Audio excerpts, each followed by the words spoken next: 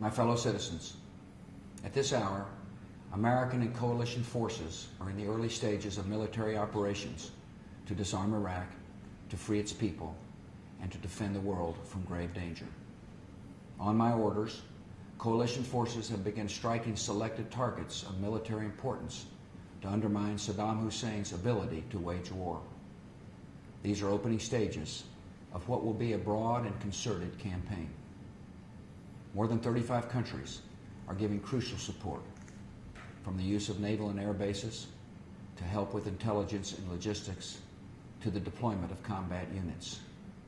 Every nation in this coalition has chosen to bear the duty and share the honor of serving in our common defense.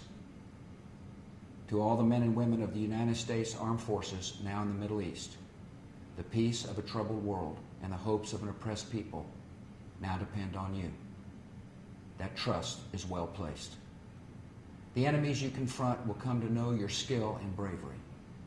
The people you liberate will witness the honorable and decent spirit of the American military. In this conflict, America faces an enemy who has no regard for conventions of war or rules of morality. Saddam Hussein has placed Iraqi troops and equipment in civilian areas, attempting to use innocent men, women, and children as shields for his own military, a final atrocity against his people.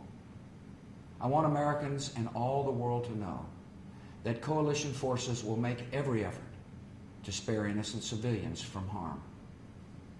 A campaign on the harsh terrain of a nation as large as California could be longer and more difficult than some predict. And helping Iraqis achieve a united, stable, and free country will require our sustained commitment. We come to Iraq with respect for its citizens, for their great civilization, and for the religious faiths they practice. We have no ambition in Iraq except to remove a threat and restore control of that country to its own people. I know that the families of our military are praying that all those who serve will return safely and soon. Millions of Americans are praying with you for the safety of your loved ones and for the protection of the innocent. For your sacrifice, you have the gratitude and respect of the American people. And you can know that our forces will be coming home as soon as their work is done. Our nation enters this conflict reluctantly, yet our purpose is sure. The people of the United States and our friends and allies will not live at the mercy of an outlaw regime that threatens the peace with weapons of mass murder. We will meet that threat now with our Army, Air Force, Navy, Coast Guard, and Marines, so that we do not have to meet it later with armies of firefighters and police and doctors on the streets of our cities. Now that conflict has come, the only way to limit its duration is to apply decisive force. And I assure you, this will not be a campaign of half measures, and we will accept no outcome but victory.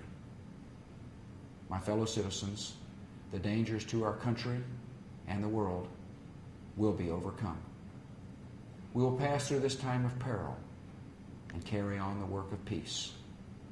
We will defend our freedom. We will bring freedom to others, and we will prevail. May God bless our country and all who defend her.